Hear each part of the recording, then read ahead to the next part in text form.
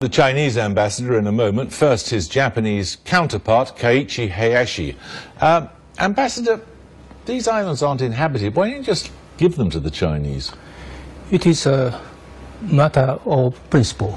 It is a matter of sovereignty. I know the British also have the sovereignty issue. We acquired these islands peacefully and lawfully in the late 19th century. And since then, we have held the sovereignty for more 120 years. And China never challenged it until 1970. But is it really worth jeopardizing the security of the whole of that part of the world and possibly the world itself?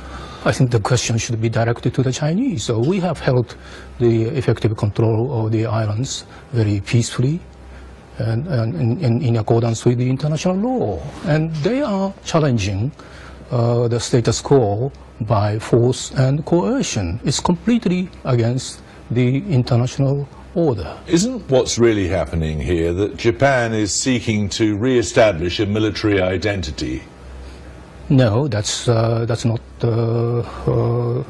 quite. It is quite true you're seeking constitutional reform in your country. Well, the track record of the Japanese commitment to peace has been very strong, and the Prime Minister himself has made it very clear that he has no intention of changing the core tenets of pacifism, including war renunciation, but why does he want to change the Constitution to remove the inhibition on settling disputes by force of arms?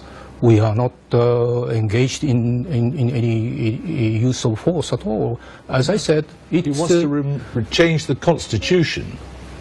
No, as I said, well, there could be some debate over the Constitution, but Prime Minister, as I said, made it very clear that he has no intention of changing the core tenets of pacifism, including war renunciation. And over the islands, what has been happening is that the utmost self-restraint on the part of the Japanese, while the Chinese have continuously been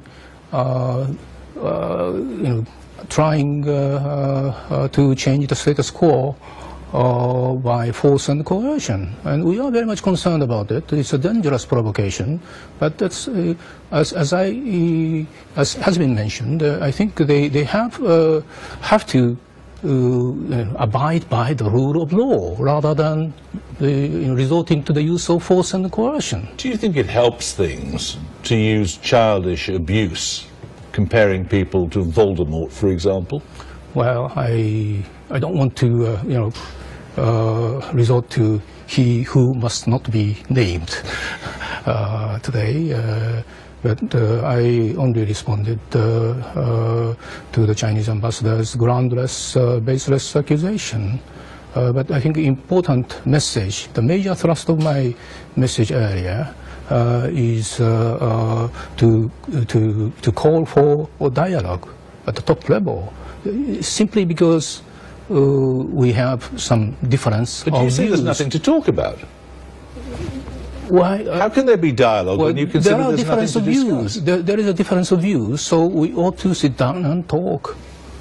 And the problem is not our sovereignty, but the problem is more to do with the continuous Chinese provocation. And we need to sit down and talk to sort out. Okay, Ambassador, thank you very much. Thank you. Well, we can pick up on some of those points with the Chinese Ambassador, Liu Xiaoming. How are you? Fine, Jeremy. Thank you very much for coming in. So good to see you again. Nice to see you. Yes, hello. See you. Sorry. Now, how serious do you think this is? Very serious. This is a very serious issue. Japanese Prime Minister's visit to Yasukuni Shrine, in our view, is not a small matter. It concerns how Japanese face up to their history of aggression. But we care more about how, I would quote Winston Churchill's words, those who fail to learn from history are doomed to repeat it. So we are concerned that if they do not face up to their, disgraceful record of aggression, what will happen for their future? Okay, you raised this question of the visit to the shrine. There have been over 60 prime ministerial visits to that shrine since the Second World War, and to 20-something of them, the Chinese raised no objection at all. That was not right. I know this Japanese ambassador's figure. It was, it was not until 1978 when the 14 A-class war criminals moved in, and then in 1985, Japanese Prime Minister, together with the whole cabinet with the shrine, we launched a strong protest. So since then, we made countless protests against this. But let's look at these islands. Why have you suddenly asserted control of the air, for example? Have you suddenly done that? That was a good question. Why this matter cropped up so suddenly? It has been very peaceful for the past 40 years. First of all, I would say this island has been to China, has been part of Chinese territory since ancient times. It was not until 1895 when China lost the war with Japan. They seized illegally. But according to Cairo Declaration, Boston Proclamation, all the territory seized illegally by Japan should be returned to China. That is international document agreed by Britain, British leader, American leader, and Chinese leader. Sorry, I'm not familiar with the Cairo Declaration. When was that? 1945. Right. Now, it's nothing to do, you say, then, with natural resources which may be connected to these islands or may be available from these islands. It was about sovereignty. It's about, territorial integrity. Let me finish about why it come up. When we normalized relation in 1972, both leaders agree, there's a dispute over the island. We should shelve the difference. Deng Xiaoping in 1978, when he visited Japan, he was asked this question about Diaoyu Island, and he said, we have a dispute with Japan, but I think we can shelve it for the time being. The future generation will be wiser than us. So we agree to shelve it, but Japanese want to change the status quo. In the past few years, what did they do? They try to nationalize this island. They want to, purchase this island by their government. How far are you prepared to take this dispute?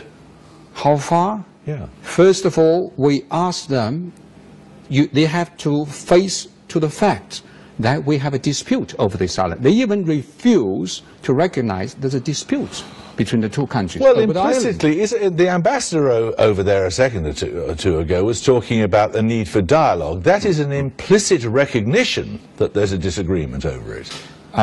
In fact, it was Abe who shut the door. The Japanese Prime Minister. Japanese Prime Minister of a dialogue between China and Japan, because it overturned the fundamental foundations of our two countries. How would you expect China would agree to talk to him when he refused to repent on the war crime the Japanese did to Chinese people? This is not only the case for China. Korean president also refused to meet Abe, the Prime Minister of Japan, because of his behavior on history issue. Thank you very much indeed. Thank you.